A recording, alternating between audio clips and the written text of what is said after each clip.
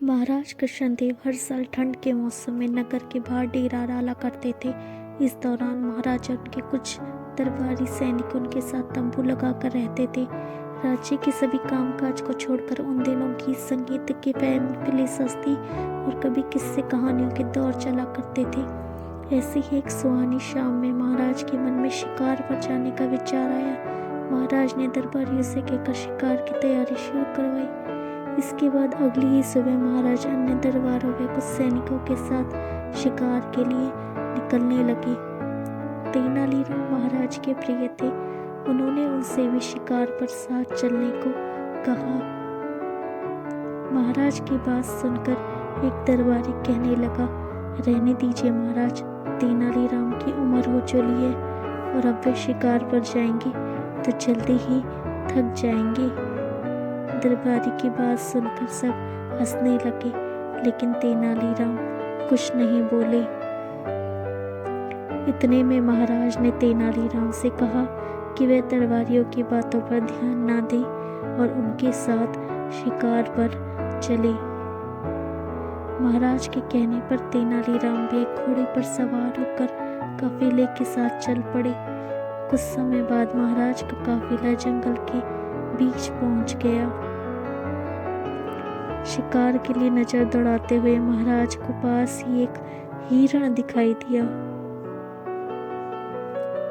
हिरण पर निशाना साधने के लिए जैसे ही राजा ने तीर कमान चढ़ाया, हिरण वहां से भागने लगा और महाराज अपने घोड़े पर उसका पीछा करने लगे।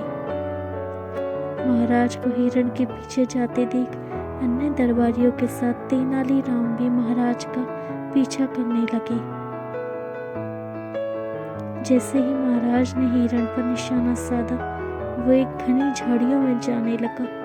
महाराज निशाना लगाने के लिए हिरण के पीछे झाड़ियों में जाने लगे।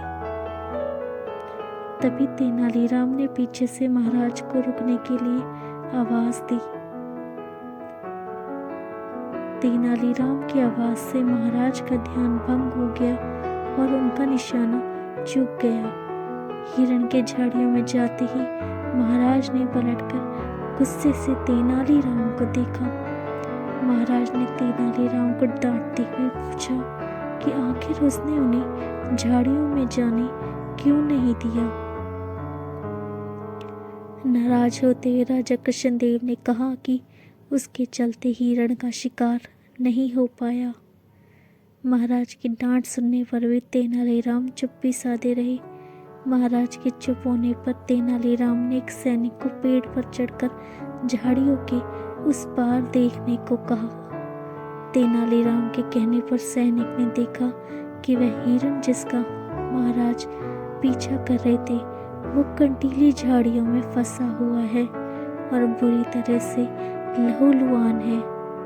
काफी देर तक प्रयास करने के बाद भी वह हिरण उन कंटीली झाड़ियों से निकल पाया और लड़खड़ाते हुए जंगल की ओर भाग गया। पेड़ से उतरकर सैनिक ने महाराज को पूरी आंखों देखी सुनाई। सैनिक की बात सुनकर महाराज को बड़ी हैरानी हुई। उन्होंने तेनालीराम को पास बुलाया और उससे पूछा कि क्या उसे पहले से पता था कि वहां पर कंटीली झाड़ियां हैं। महाराज की बात सुनकर तेनालीराम ने कहा, जंगल में कई ऐसी झाड़ियां होती हैं जो व्यक्ति को लहूलुहान करके अधमरा छोड़ सकती है। मुझे शक था कि आगे ऐसे ही शिकारी झाड़ियां हो सकती हैं। तेनालीराम की बात सुनकर महाराज उसकी सूझबूझ के एक बार फिर कायल हो गए। महाराज ने अन्य दरबारियों की ओर देखते हुए कहा कि तुम लोग नहीं चाहते कि तेनालीराम शिकार पर आए, लेकिन आज उसके ही कारण मेरी जान बची है। महाराज ने तेनालीराम की पीठ थपथपाते हुए कहा कि तुम्हारी बुद्धि और सूझबूझ का कोई मुकाबला नहीं।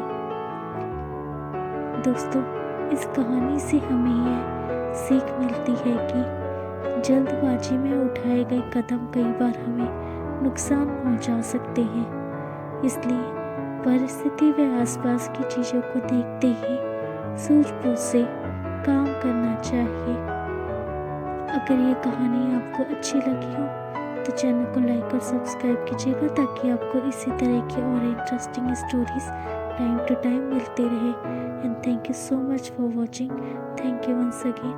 Keep watching, keep subscribe, keep follow for more stories like this. Thank you once again.